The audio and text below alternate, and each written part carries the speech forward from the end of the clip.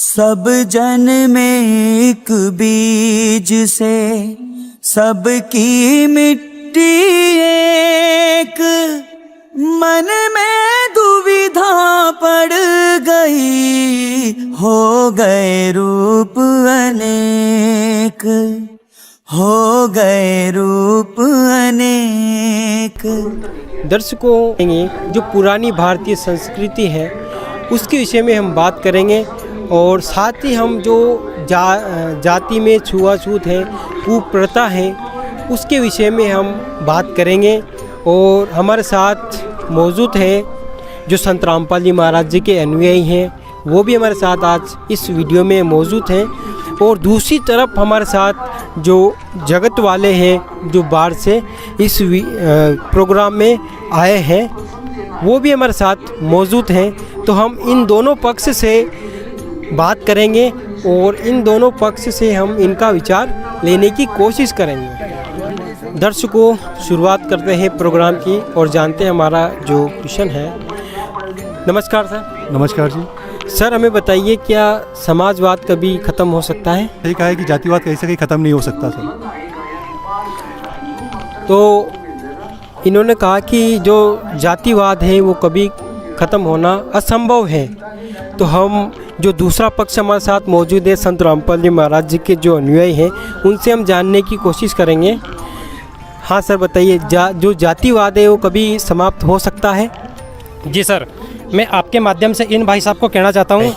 तो सर, मैं आपको बता देता हूँ कि हमारे धर्मशास्त्र जो हैं, गीता, 4 वेद, 6 शास्त्र, 18 पुराण, तो शायद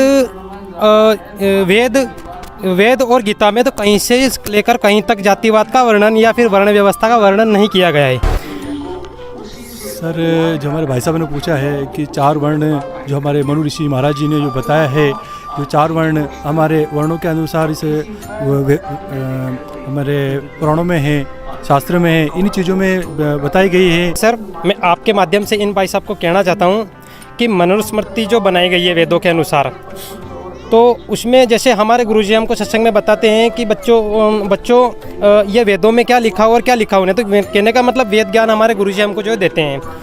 तो जहाँ तक कि मेरे अंदाजे से मेरे गुरुजी ने हमको जो बताया है उसके हिसाब से मैं बताऊँ कि कहीं से लेकिन कहीं तक जो है वेदों में, मनुस्मृति में जो लिखा गया है वो वेदों में तो कहीं नहीं लिखा गया है। वो है चारों वर्ण व्यवस्था। चारों वर्ण व्यवस्था का जो जिक्र है वेदों में तो कहीं से कहीं तक नहीं है। तो इसका मतलब तो साफ साफ ये हुआ ना सर कि कहीं ना कहीं मनु महाराज ने मनुस्मृति में अपना मत रखा है, अपने मन की बात बताइए। वही वेदों में तो कहीं नहीं लिखा हुआ है, ना ही गीता में वर्ण व्यवस्था का जिक्र हुआ है।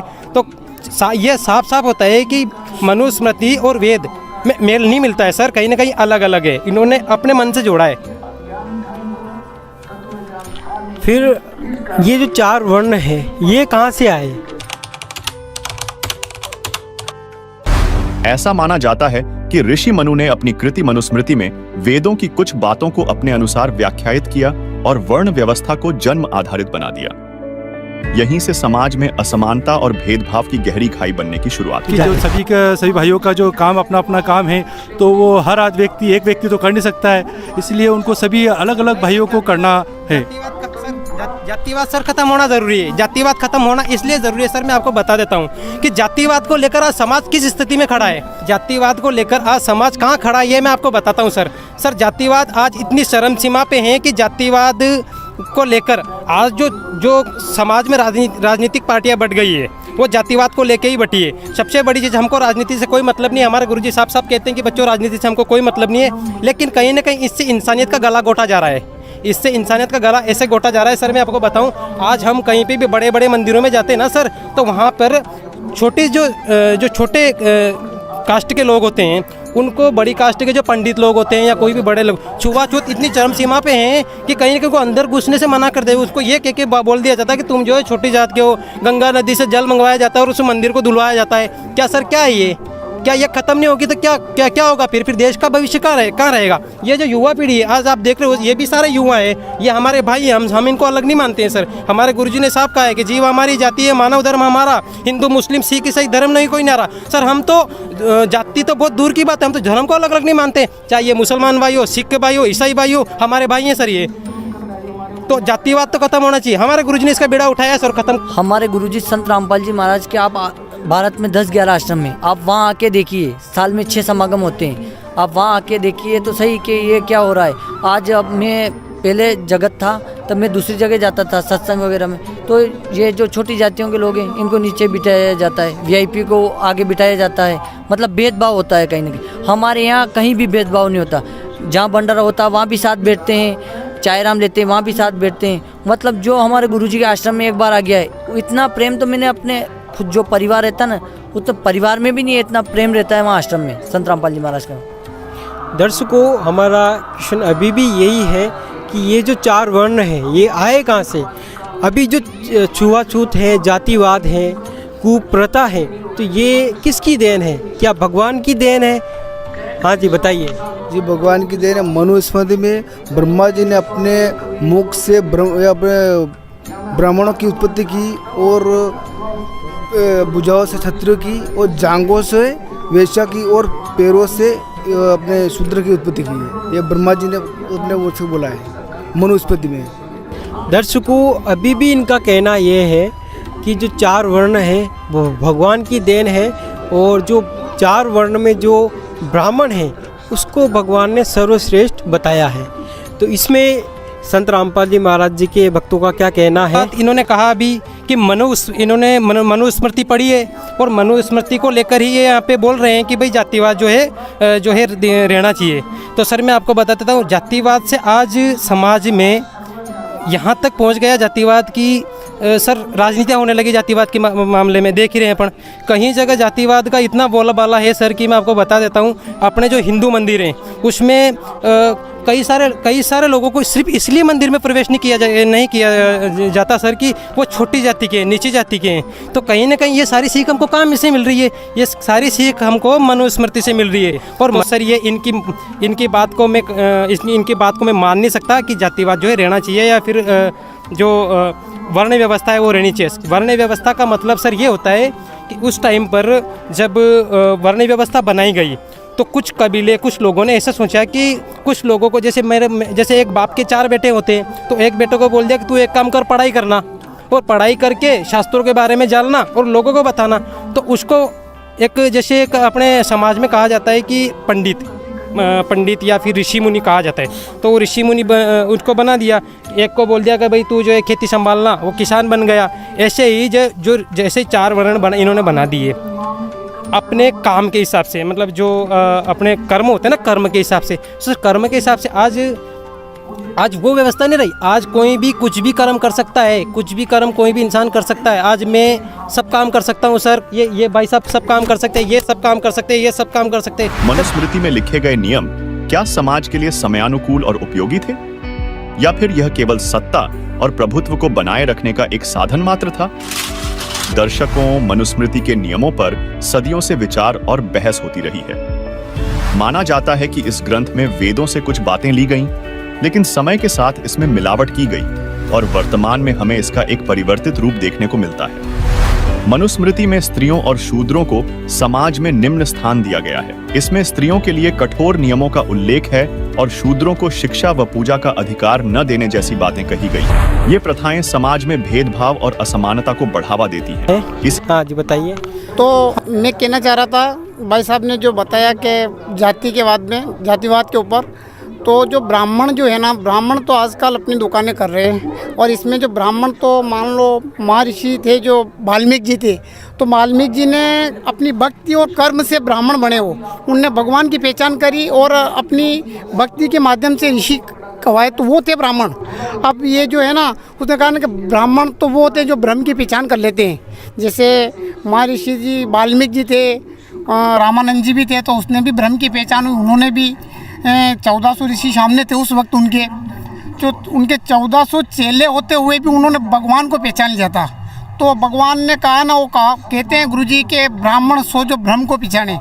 तो असली ब्राह्मण तो वो होते जिसने ब्रह्म की पहचान करी। मैं चाहता हूँ आपसे कि रामानंद जी कौन थे, और वो वाल्मीकि जी जो रामानंद जी ब्राह्मण रहे और वो उन्होंने दीक्षा दिए।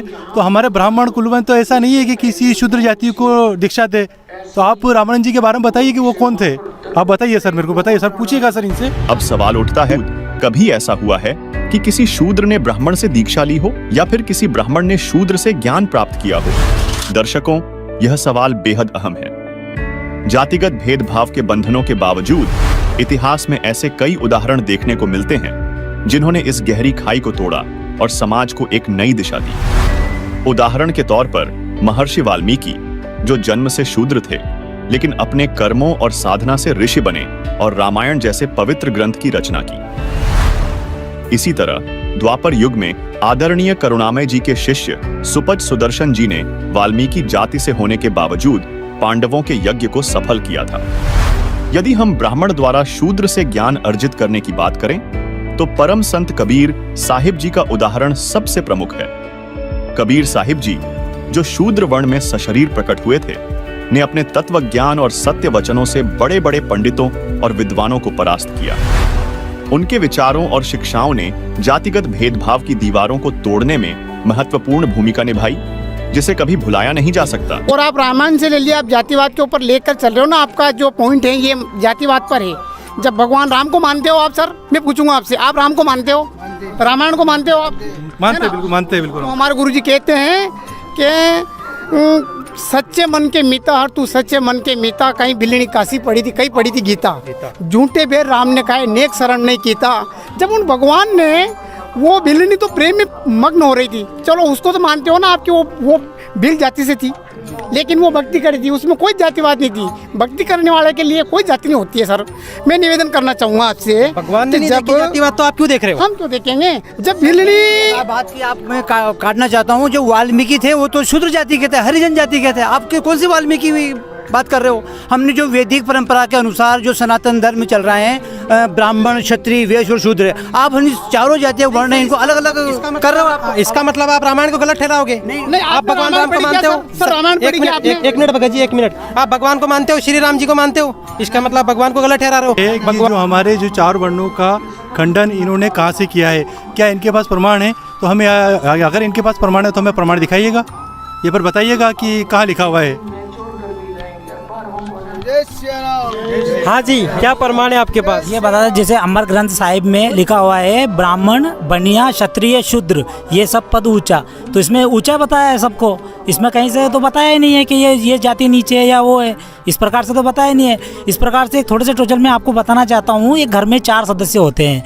यदि मान लो बड़ा है तो उसको अगर पढ़ाई कर रहा है तो पढ़ाई करके वो कोई बड़ा बन गया, उसके बाद में दूसरा छोटा है तो छोटा भाई को छोटा सा काम दे दिया जैसे खेती का, तो वो खेती करने लग गया। उससे छोटा है जो घर में बहुत सारे अपने देखते हैं परिवार में, कोई पोछा भी लगाता है, या मान लो कोई झाड़ू भी निकालता है, कोई खाना भी बनाता है, कोई ज्ञान भी समझाता है, जो हमारे बड़े बुजुर्ग होते हैं। इसका मतलब ये तो नहीं होता है कि मान लो वो नीची जात से, वो अपने परिवार से अलग है। ये सब हमारा एक ही तो परिवार है, ये परमात्मा का परिवार है, परमात्मा के बच्चे हैं। हमारे संत रामपाल जी महाराज आए हैं, पहले सब अलग अलग हो रहे हैं, सबको एक करने के लिए आए हैं। बंदी छोड़ सतगुरु रामपाल जी भगवान की जय हो। और इस पर संत रामपाल जी महाराज क्या कहते हैं? संत रामपाल जी महाराज कबीर परमेश्वर के अनुयायी है और कबीर परमेश्वर के शिष्य हुए हैं संत गरीबदास जी महाराज। गांव छुड़ानी, जिला झज्जर, हरियाणा को परमात्मा आकर मिले और उनको सच्चा ज्ञान दिया था। उन्होंने कहा है कि ब्राह्मण, बनिया, क्षत्रिय, शूद्र, ये चारों कुल ऊंचा। भावार्थ है कि ये चारों कुल ऊंचे हैं, इनमें नीच कोई नहीं है। कर्म अपने अपने हैं, वो तो करने ही पड़ेंगे। जैसे एक घर का सदस्य घर में झाड़ू लगाता है तो क्या वह शूद्र हो गया? पोंछा लगाता है तो क्या उसको हम शूद्र मान ले? या घर का कूड़ा करकट उठाकर बाहर डाल के आता है तो क्या वह शूद्र हो गया? वो अपने परिवार का सदस्य है, वो अपना काम कर रहा है, तो सफाई करने वाले अपने ही परिवार के सदस्य को क्या नीच मान लेंगे? जैसे पशु रखते हैं, उनमें से वही परिवार का सदस्य उनके गोबर को उठाता है, पेशाब को भी उठाता है, अपने हाथों से उठा के बर्तनों में डाल के बाहर कूड़ियों में डालकर आता है, तो वो सदस्य परिवार का ही है और उससे कोई छुआछूत नहीं करते। तो इसी प्रकार संत रामपाल जी महाराज कहना चाहते हैं कि कर्म तो रहेंगे पर ये भेदभाव समाप्त हो। भगत जी, इससे तो ये जातिवाद से समाज में व्यवस्था बनी रहती है। नहीं तो जातिवाद नहीं तो सामान्य व्यवस्था बिगड़ जाएगी फिर। सामान्य व्यवस्था की बात कर रहे हो सर, आप किस सामान्य व्यवस्था की बात कर रहे हो आप? ये कोई सामान्य व्यवस्था तो नहीं है ना सर। कौन सी सामान्य व्यवस्था की बात कर रहे हो आप? जातिवाद आज इस स्थिति में हमको ले आया है सर कि आज जातिवाद के बलबूते पर लोगों ने राजनीतिक पार्टियां खड़ी कर ली है सर। राजनीतिक पार्टियां तो चलो ठीक है, हमको तो मैंने आपको पहले ही बताया है, हमको इनसे कोई लेना देना नहीं है राजनीतिक पार्टियों से, लेकिन कहीं ना कहीं इससे इंसानियत का गला घोटा जा रहा है। किस प्रकार से घोटा जा रहा है? आज सर आप राजस्थान के इलाकों में, राजस्थान में कहीं जाके देख लो या मध्य प्रदेश में कहीं जाके देख लो, देश के कोने कोने में जाके देख लो आप, जातिवाद को लोगों ने इस स्तर पे लाके खड़ा कर दिया है कि लोग पानी तक पिलाते हैं ना सर। पानी अभी आपको एक बात और याद दिलाता हूँ मैं। अभी आज से कुछ महीनों पहले या साल भर पहले राजस्थान में आपने सुराड़ा कांड सुना था सर। वहाँ पे बच्चे को इसलिए मार दिया गया था, एक छोटे से 5 साल के बच्चे को सर, की छोटी जात का था सर वहाँ पे मार दिया गया। जालौर में सिर्फ इसलिए मार दिया गया कि उसने बड़ी बड़ी मूछें रखी थी। क्यों मार रहे हो सर आप?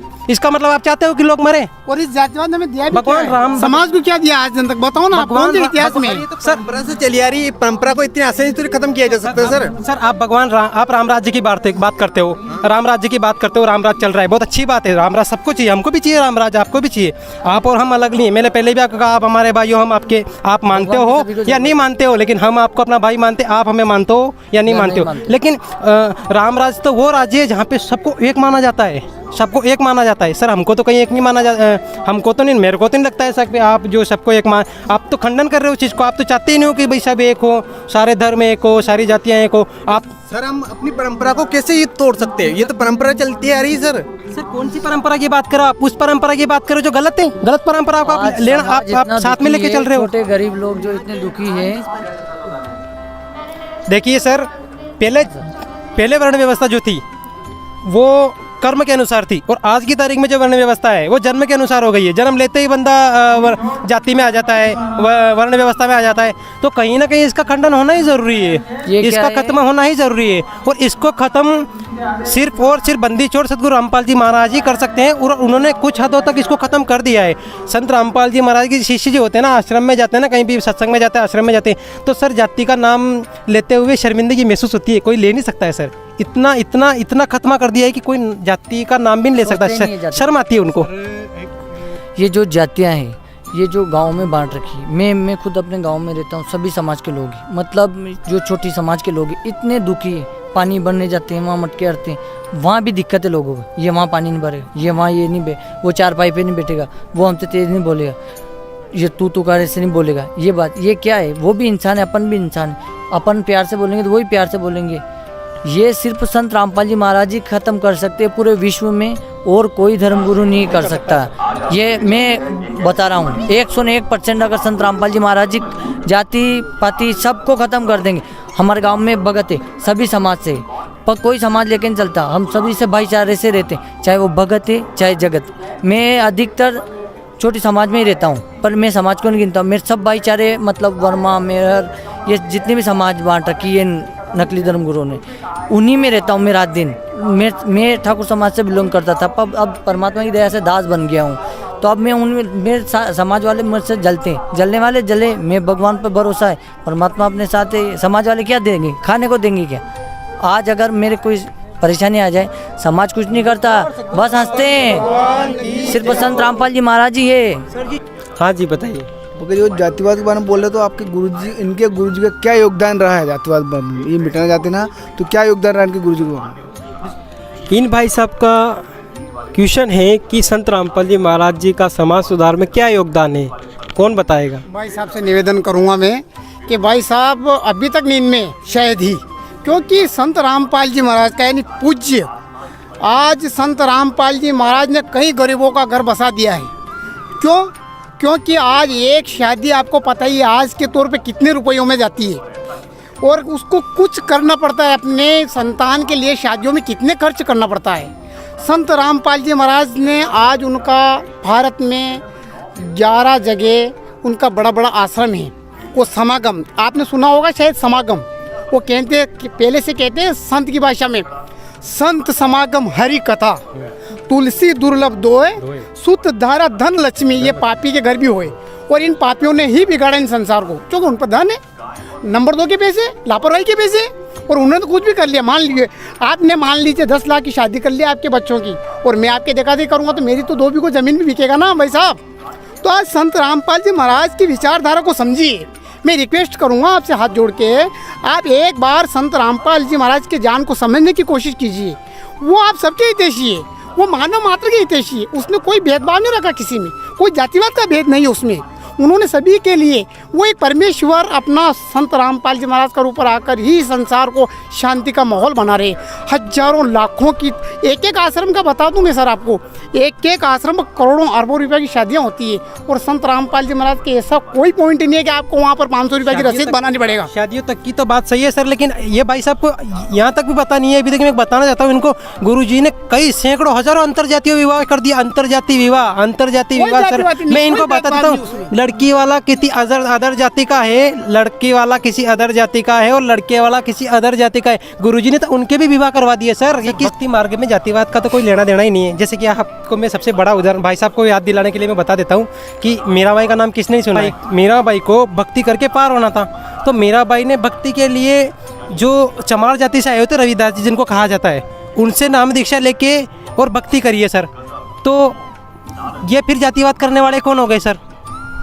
मेरा इनसे ये कहना है कि ये जातिवाद करने वाले कौन हो गए, जब बड़े बड़े भक्ति रूपी संत जो भक्ति करके गए, बड़े बड़े संत जैसे मीराबाई हैं, गरीबदास जी महाराज हैं, या दादू साहेब हैं, या कोई भी हुए अपने देश में, अपने देश संतों की भूमि है। तो इस देश में बहुत सारे हुए हैं ऐसे, उन्होंने तो कोई जाति नहीं देखी। भगवान श्री राम ने जाति नहीं देखी, भगवान कृष्ण ने जाति नहीं देखी। जितने भी अवतार हुए हैं वो सब जाति से अलग रहे हैं। तो फिर यह जातिवाद करने वाले कौन है सब? ये अभी एक फॉर्म चल रहा है, हिंदुत्व।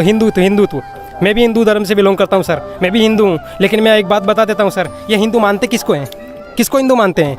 कुछ चुने गिने जातियों वालों को हिंदू मानते हैं। और हिंदू धर्म का ठेका क्या उन्हें ले रखा है क्या सर? छोटी जाति वाले हिंदू नहीं है क्या? और अगर वो उनको हिंदू मानते हो आप तो दर्जा दो सर। आप साथ में बैठ के खाना नहीं खा सकते हो उनको, आप उनको मुच्छे रखने में मार देते हो, चश्मा लगा के घूमने पे मार देते हो आप उनको। ये कौन सा ये इनको आप खत्म नहीं करना चाहो तो क्या करोगे फिर? क्या ये रहना? वो आते हैं, क्या ये रहना चाहिए? नीचे बिठाते हो तुम, आप नीचे बिठाते चेयर पे बैठते हो, आप आपके घर पे खाना खिलाने बुलाते हो, उनको नीचे बिठाते हो। ये कौन सा है सर? उनके पास बैठ के तुम खाना नहीं खा सकते हो। क्या अपना सनातन हिंदू धर्म हमको यही सिखाता है क्या? जातिवाद एक ऐसी समस्या है जिसने सदियों से हमारे समाज को बांट कर रखा है। यह केवल भेदभाव नहीं बल्कि इंसानियत के खिलाफ एक घिनौना अपराध है। जाति के नाम पर शुरू हुआ यह बंटवारा लोगों के दिलों में ऐसी खाई बना गया जो आज तक नहीं भर पाई है। इसी से जुड़ी देखिए ये रिपोर्ट। भारत को आजाद हुए 75 साल हो चुके हैं और इस दौरान सरकार ने कई कुप्रथाओं को कानून के जरिए खत्म करने की कोशिश की। दलित समुदाय से भेदभाव एक ऐसी कुप्रथा है, इसे खत्म करने के लिए सरकार और समाज दोनों ने प्रयास किए। लेकिन भारत में अब भी कई इलाके ऐसे हैं जहां इस समुदाय के साथ भेदभाव और प्रताड़ित करने की खबरें आती रहती हैं। उत्तर प्रदेश के मुजफ्फरनगर में पूरे दलित समाज को धमकाए जाने का मामला सोशल मीडिया पर चर्चा का विषय बना हुआ है। इस धमकी का एक वीडियो ट्विटर, फेसबुक पर तेजी से शेयर किया जा रहा है। धमकी भी ऐसी कि आपने कभी देखी सुनी नहीं होगी। वीडियो में एक शख्स बाकायदा मुनादी करता दिख रहा है कि अगर दलित समाज का कोई व्यक्ति राजवीर नाम के शख्स के खेत पर दिखाई दिया तो न सिर्फ जुर्माना वसूला जाएगा बल्कि 50 जूते भी मारे जाएंगे। वीडियो में क्या है ये भी आपको बता देते हैं। सोशल मीडिया पर वायरल हो रहे इस वीडियो की टाइम लिमिट जो है तकरीबन 26 सेकंड की है। ट्विटर पर इसे पत्रकार पीयूष राय ने शेयर किया है। इसमें एक शख्स गले में ढोल लटकाए कह रहा है, राजवीर प्रधान की तरफ से मुनादी, कोई भी चमार उसकी ड्योढ़ घर के पास की जमीन पर, उसकी समाधि पर, उसके ट्यूबवेल पर दिख गया तो 5000 रुपए जुर्माने के देने होंगे और 50 जूते होंगे। मामला मुजफ्फरनगर के चरथावाल थाना क्षेत्र का है। आज तक से जुड़े संदीप की रिपोर्ट के अनुसार यहाँ के पावटी खुर्द गांव में सोमवार 9 मई को कुख्यात अपराधी रहे विक्की त्यागी के पिता राजवीर सिंह ने दलितों के लिए एक तुगलकी फरमान जारी किया। दर्शकों, यह विचारणीय विषय है कि जब जिंदगी दांव पर हो और खून की जरूरत पड़े तब क्या किसी को जात पात कोई मायने रखती है? खून का न तो कोई धर्म होता है और न ही कोई जाति। 4 रक्त समूह हर इंसान में समान होते हैं। तो फिर सवाल उठता है, अगर खून तक जाति धर्म से परे है तो हम क्यों नहीं हो सकते? दरअसल जातिवाद हमारी सोच को जकड़कर मानवता को लगातार शर्मसार कर रहा है। सर मैं आपको बताता हूँ, आज से 600 साल पहले जब कबीर साहब आए थे ना, उस टाइम पर जो ये आप बता रहे चारों वर्ण व्यवस्था, ये इतनी ज़्यादा चरमसीमा पे थी उस टाइम पर इतना कुछ होने के बाद में भी कबीर साहब जो एक जुल्हा जाति में आए थे सर, जुल्हा जाति में, उस टाइम पर भी उन्होंने कबीर परमात्मा ने अपने 64 लाख शिष्य तैयार कर लिए थे सर। तो आज तो उससे भी ज़्यादा है, आज मेरे को नहीं लगता है कि उससे कम हुआ है, आज तो उससे भी ज़्यादा हो गया है। लेकिन इनको सिर्फ और सिर्फ हमारे गुरुजी संत रामपाल जी महाराज जी ख़त्म कर सकते हैं सर। ये माने या नहीं माने, मैं लिख के दे सकता हूँ, आने वाले टाइम में संत रामपाल जी महाराज जी हैं जो जातिवाद को ख़त्म कर सकते हैं, चारों वर्ण व्यवस्था को ख़त्म करेंगे, रामपाल जी महाराज जी ख़त्म कर सकते हैं। और सर उसको मिर्ची क्यों लगती है? उसकी दुकानें बंद होती है इसलिए क्यों? कि बस अपना धंधा जाम होता है ना, कि हम बोले प्राणी के ऊपर वो कर रहे हैं, बस हमको उलझा रखा है इसलिए। इसी विषय पर अधिक जानने के लिए देखिए यह वीडियो। मेरा नाम बड़ू प्रसाद शर्मा शास्त्री है। ये जो तुलसी मानस मंदिर है इसका मैं अधीक्षक हूँ और काशी की जो विद्वानों की मंडली है श्री काशी विद्वत परिषद का मैं महामंत्री। शास्त्र को आधार मानने वाला होने के नाते मैं कट्टर हिंदू ब्राह्मण हूँ, छुआछूत जात पात मानता हूँ। देखो वो जो दिव्य पुरुष है, वेद विराट पुरुष है, उसके ब्राह्मणों से मुखमाशीत, उसके मुख से ब्राह्मण पैदा हुआ, ठीक है। बाहु राजन्यः, बाहु से क्षत्रिय, ऊरु तदस्य जनवैश्यः, पेट से यहाँ ये जो स्थान है ना, यहाँ से वैश्य पैदा हुआ। पदभ्याम शूद्रो अजायत, पैरों से शूद्र अजायत बने पैदा हुआ। कल को ये पैर कह दे करोड़ों वर्ष से हमारे ऊपर ये शरीर खड़ा है, हमको दलित कर दिया है इसने, अब हम ऊपर रहेंगे और सिर नीचे रहेगा। अब पता लगा कि स्टालिन सिर के ऊपर चल रहा है, कहीं पागल हो गए क्या हो है? आपको जो है भारत का जो संविधान है उसके और हमारे जो वेद है उसके बीच में चुनना है आपको। नहीं, हमको भारत संविधान हम नहीं चुनते, हम भारत संविधान को संविधान नहीं मानते। हम भारत का संविधान जो है अशास्त्रीय है, हम इस संविधान को हम अपनी दुर्गति मानते हैं। दर्शकों, इस काशी के पंडित के कहने का भावार्थ यह है कि दलित कहते हैं कि हमें दलित मत मानो, हम दलित नहीं रहेंगे, हम तुम्हारे यानी दूसरी जाति वालों के सिर पर बैठेंगे। ये पंडित कहना चाह रहा है कि जैसे ब्रह्मा के मुख से ब्राह्मण उत्पन्न हुए, भुजाओं से क्षत्रिय, पेट से वैश्य और पैरों से शूद्र, उदाहरण देकर बताता कि जैसे ये मेरा शरीर है और अब मेरे पैर ये कहें कि हम करोड़ों वर्षों से शरीर का भार उठाए फिरते हैं, अब हम ऊपर सर की जगह आएंगे और तुम सिर को नीचे करो। क्या यह संभव है? दर्शकों, इन लोगों के विचार तो इतने ही है क्योंकि इन्होंने अज्ञानतावश समाज का बेड़ा गर्क किया है। और इस पर संत रामपाल जी महाराज क्या कहते हैं कि नट पेरना कांदर सासी ब्राह्मण बुरा कहावे, कसाई डाकोत बराबर सब बढ़िया कह जावे। कहते हैं नट पेरना कांदर सासी, और ब्राह्मण बुरा कहावे। कौन ब्राह्मण? जो ब्राह्मण तो बुरा होता ही नहीं, लेकिन अब ब्राह्मण की फीत ला करके ये नकली काम करते हैं, इनको ब्राह्मण बोलना ही पड़ता है। ब्राह्मण सोए जो ब्रह्म पहचाने। ब्राह्मण तो हमारे सतगुरुदेव थे, गुरुजी महाराज स्वामी जी, बड़े पैतावास, जिला भिवानी, दादरी के पास बड़ा पैतावास गांव के, वो वास्तव ब्राह्मण थे क्योंकि उन्होंने परमात्मा पहचान लिया था।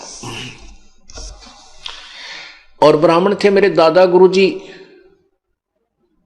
जो छावला गांव दिल्ली में है, वहां के वैसे किसान परिवार से जन्म था, जाट घर में जन्म था, लेकिन उन्होंने परमात्मा की महिमा से वो परिचित हो गए थे और 4 विषय के आचार्य बन गए थे। तो उनको पंडित चिदानंद नाम से जाना जाता है। पंडित ब्राह्मण, ब्राह्मण वही होता है जो परमात्मा से परिचित हो जाए, वैसे विद्वान पुरुष को भी पंडित कहते हैं। तो ऐसे कहते हैं कि नट पेरना कांदर सासी ब्राह्मण बुरा कहावे, कैसे कसाई डाकोत बराबर सब बढ़िया के आवे। जो डाकोत हैं कहते वो कसाई के तुल्य हैं, नरे इधर उधर के अट्टे बट्टे मारे कहते वो पैसे और गेहूं चने चावल चून आदि ले जावे और उन्हें बेच के फिर बढ़िया के ब्याज में उनको पैसे दे दें, ब्याज में दे दें।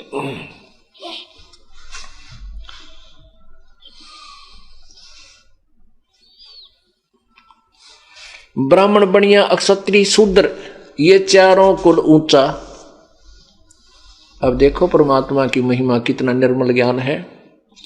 ब्राह्मण, बनिया, अक्षत्रिय, शूद्र, ये चारों कुल ऊंचा। इनमें शूद्र को नीच नहीं कहा प्रभु ने, क्योंकि ये तो केवल एक कर्म है। आप अपना कर्म, जो हमारे जो कर्म विभाजित किए गए हैं, उन कर्मों के आधार पर उसमें कोई छोटा बड़ा नहीं होता। अब जैसे एक मुख है, अपने शरीर का अंग है, हाथ हैं और पैर हैं, पेट है, ये हैं तो अपने ही अंग। इनमें पैर नीचे हैं तो क्या ये पैर हमें लेकर चलते हैं, पैर जमीन पर रखे हैं, क्या ये नीचे हैं? ये बुरे नहीं है, ये ऊंचे हैं, अच्छे हैं। ऊंचा माने अच्छा। तो ऐसे ही और एक महीने 10 दिन यदि बाजार में ये स्वीपर झाड़ू ना मारे या वो नाले साफ ना करें, कल की पाट जाए, सारा शहर गांव छोड़कर घर छोड़कर भाग जाए, तो ये नहीं कहना कि ये नीचे हैं, ये बुरे नहीं हैं। ये हमारा सब एक समाज अंग है। ऐसे ही परमात्मा ने समझाने की चेष्टा की है कि ब्राह्मण, बनिया, अक्षत्रिय, शूद्र, ये चारों कुल ऊंचा। और निग्रह द्वारा न जावे योगी, जो जत इंद्री सूचा। जो निग्रह, इन चारों कुलों में यदि कोई गुरु विहीन है, जिसका सदगुरु नहीं है और वो भगवान भक्ति नहीं करता है, इनके द्वार पर मंगन भी ना जाइए, चाहे वो कितने ऊंचे हैं, कितने अच्छे हैं। क्योंकि जो परमात्मा की भक्ति नहीं करता, मनुष्य जीवन पाकर, वो पहला दोषी है, भयंकर अपराधी है वो। और यदि कोई साधना भी करता है और पूर्ण संत से नाम, नकली गुरु से, जिसने गुरु नहीं बना रखा और भक्ति करता, वो भी अपराधी है। और जिसने गुरु नकली झूठे बना रखे, वो भी महाअपराधी है। अब परमात्मा ने आके बताया है कि गुरु बिन वेद पढ़े जो प्राणी, और समझ अनुसार रहे ज्ञानी। गुरु बिन काहु न पाया ज्ञाना, जो थोथा भूछड़े मोड किसाना। तो इन ऋषि महर्षियों को कोई सदगुरु मिले नहीं, और सदगुरु स्वयं परमात्मा आए लीला करने के लिए, वो हमने सुहाए नहीं। जैसे क्या होता है, जैसे किसी ने थोड़ा सा बोलन की शैली ठीक कर ली और 10-20 श्लोक गोट लिए, वेद या गीता या कोई वाणी पढ़ ली किसी संत की, तो आम स्थान पर खड़ा होकर वो 100-200 व्यक्तियों को प्रभावित कर सकता है अपने प्रवचन के बोलने की शैली से, लेकिन उसके पास कख नहीं है। जब तक सदग्रंथों का संपूर्ण ज्ञान ना हो और कंप्लीट वे ऑफ वर्शिप यानी पूर्ण भक्ति विधि ना हो, तो ज्ञान भी एक आने का नहीं।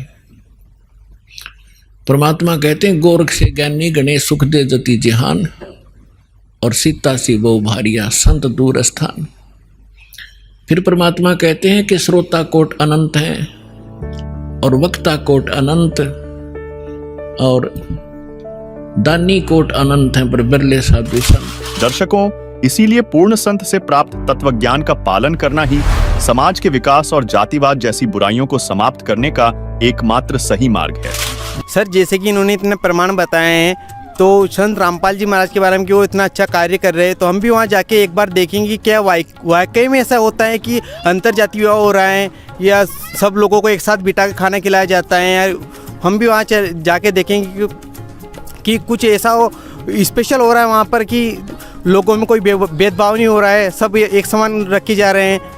तो हम भी वहाँ जाके देखेंगे। सर जी प्रमाण के लिए बता रहे हैं कि प्रमाण है हमारे पास, तो हम इनके आश्रम में जाएंगे, जो भाई साहब बता रहे हैं, वहाँ जाके इनकी पुस्तकें लेंगे। इनने बताया कि हमारे इंटरव्यू आता है, गुरु जी के सत्संग भी होते हैं, तो उन सत्संग हम देखेंगे। हमने तो इनके अफवाह सुनी है कि संत रामपाल जी महाराज ऐसा बताते हैं, संत रामपाल जी महाराज ऐसा करते हैं। वहाँ आपसे जाएंगे, इनको देखें, तभी हमको विश्वास होगा। इनकी बुक लेंगे, इनके आश्रम में जाएंगे, इनके सत्संग बताएं, इनके साधना चिन्ह पर सत्संग आता है वो देखेंगे, और इनके जो मोबाइल में आता है यूट्यूब फेसबुक सब बताया भाई साहब ने, तब जाकर हम इनके देखते, तभी हमको विश्वास होगा ना। आज जब पढ़े लिखे हम हम जब पढ़ेंगे तभी तो पता लगेगा हमको इनके कहाँ लिखा है। अभी तक सब बता रहे अफवाह, तो हमने तो इनकी अफवाह सुनी थी, अब हम इनका प्रमाण बता रहे हैं। बस सबके किताब में बता रहे हैं कि 4 वेद के बारे में, 6 4 18 पुराण सबके बारे में बता रहे हैं। ठीक है सर। जो संत रामपाल जी महाराज की ये इतना ही विरोध कर रहे हैं जातिवाद का, तो हम हमारे धर्मगुरु ने आज तक हमने कभी नहीं बताया कि ये क्या है। वो 4 वर्णों के बारे में बताया उन्होंने, और हम इतना ही विरोध कर रहे हैं। हम जाके आश्रम में देखेंगे वहाँ पर क्या अंतर जाति कैसे हो रही है, क्या हो रही है। खाने पाने का बता रहे हैं कि खाने का वैसे